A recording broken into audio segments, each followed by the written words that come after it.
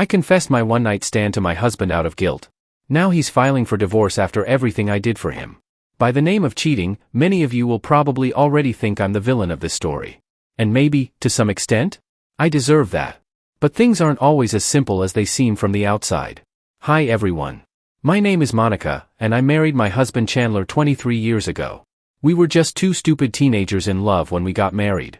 We didn't have money, we didn't have stability, and honestly, we didn't even have a real plan for life. But we had each other.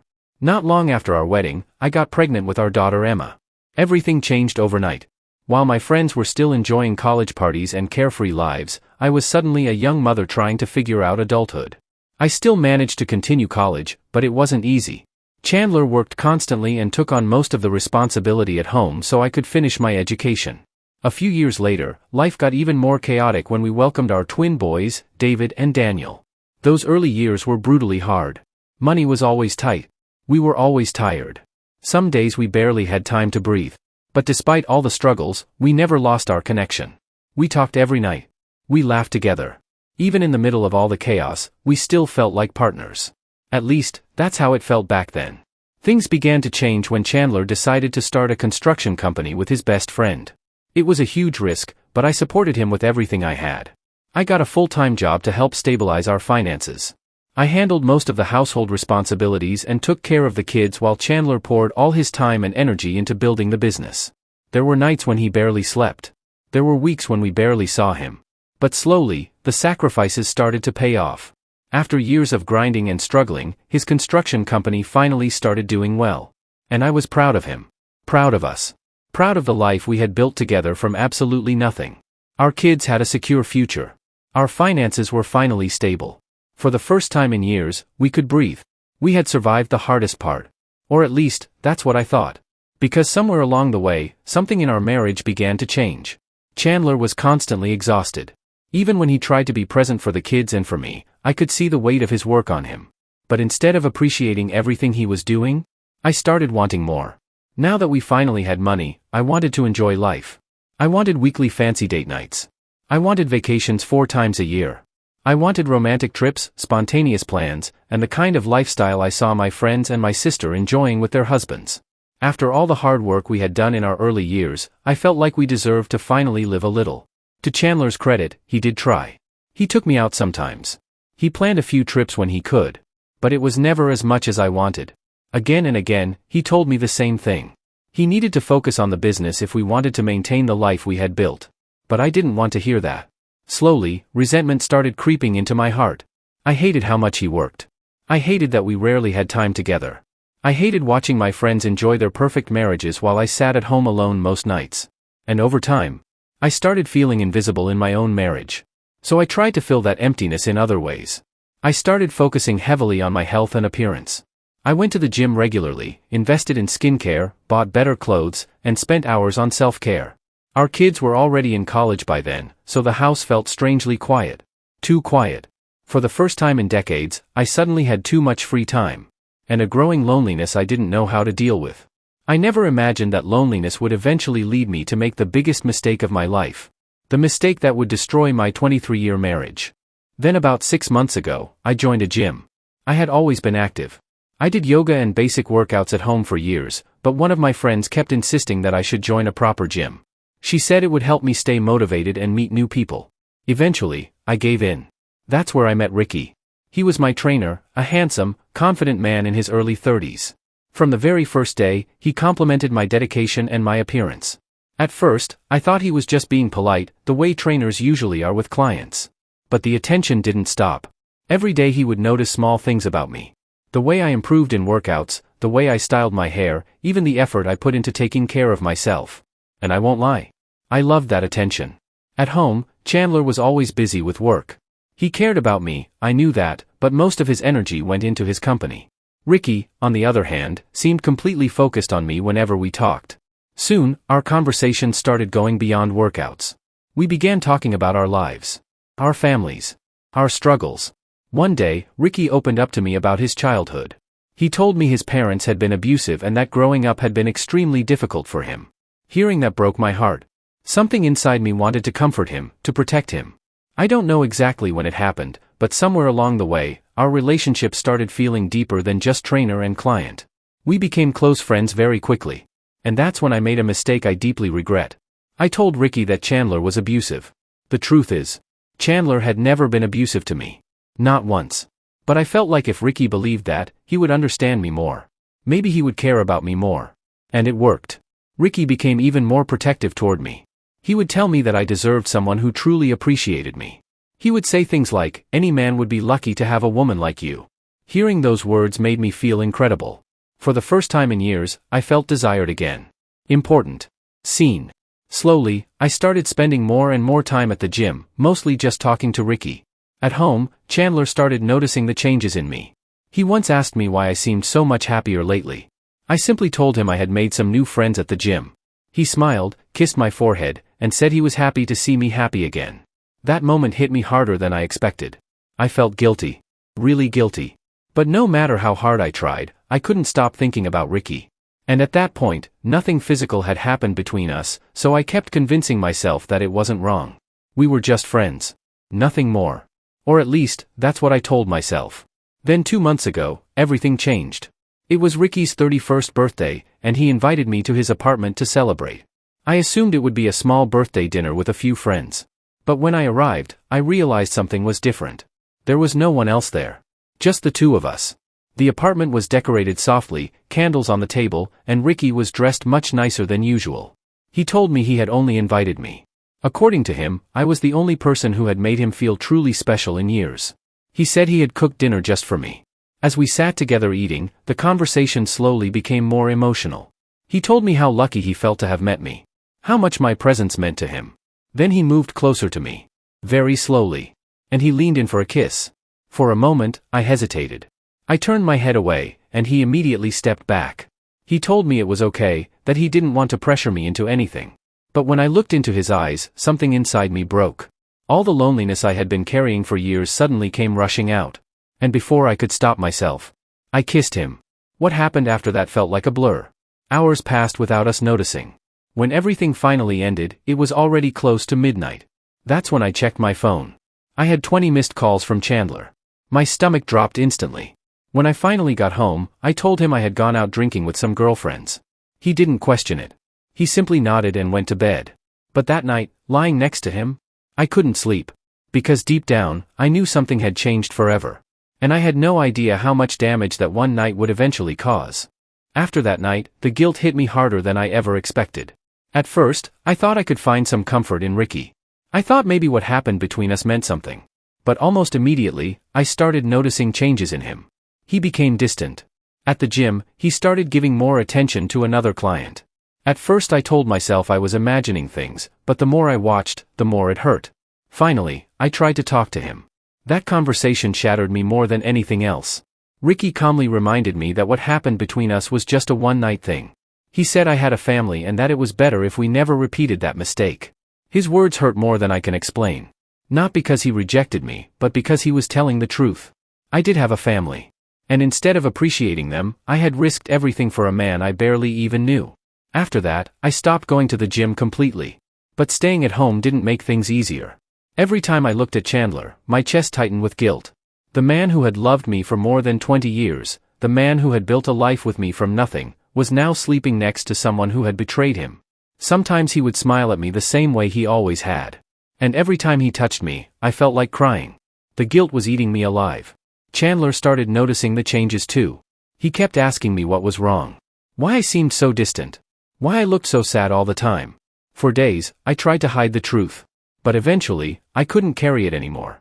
One evening, while he was sitting next to me, I just broke down. I started crying uncontrollably and confessed everything. Every single detail. I didn't tell him because I was brave. I told him because I couldn't live with the guilt anymore. Deep down, I was hoping for something, maybe forgiveness, maybe reassurance. I wanted him to hold me and tell me that it was just a terrible mistake. But that's not what happened. After I finished speaking, Chandler stayed completely silent. For a long time. Then slowly, he stepped away from the hug I was desperately trying to give him. His face looked empty. All he said was that he needed time. After that, he quietly packed a bag. I tried to stop him. I begged him to stay. I kept telling him that I loved him and that I was sorry. But he didn't listen. He just walked out of the house. And just like that, he was gone. The next 2 days were pure torture. I called him hundreds of times. He never answered. I barely slept or ate. My mind kept racing with horrible thoughts about where he might be and what he might be feeling. Finally, I called his best friend Mike.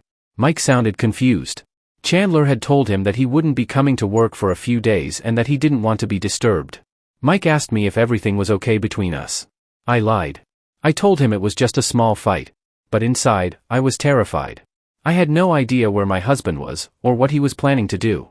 3 days later, Chandler finally came home. The moment I saw him walk through the door, I felt an overwhelming sense of relief. For a brief moment, I thought maybe he had forgiven me. Maybe he had taken some time to think and realized our marriage was worth saving. But the look on his face told me something very different. Because Chandler didn't come home to fix our marriage. He came home to end it. When Chandler came home, he asked me to sit down. His voice was calm, but there was something different about him.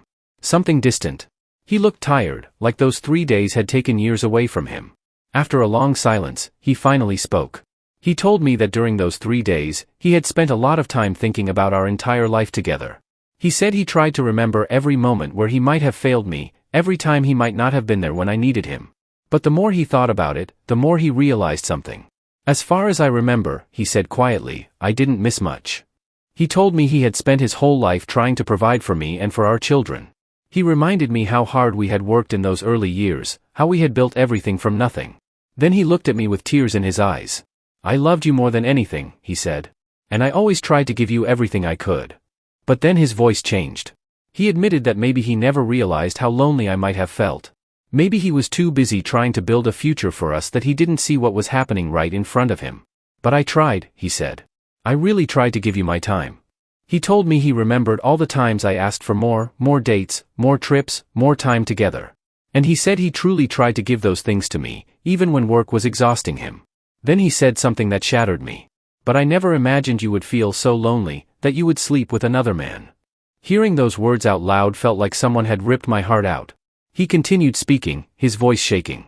Even though I love you more than anything, even though I've forgiven you for every mistake you've ever made, this is something I can't forgive. He said I hadn't just broken his trust. I had broken his heart. I had made him feel like a failure, like everything he had done for our family wasn't enough. And then he said something that made me feel even worse. You're not just breaking us, he said quietly. You're breaking our family. Then he told me the words I feared the most.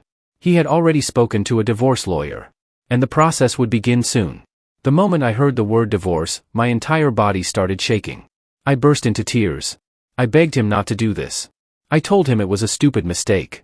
A terrible moment of weakness. I told him I loved him, only him, and that nothing like that would ever happen again. I reminded him that I was the one who told him the truth. If my intentions were bad, I could have hidden it forever. I begged him to give us another chance. I suggested therapy. I suggested living separately for a while.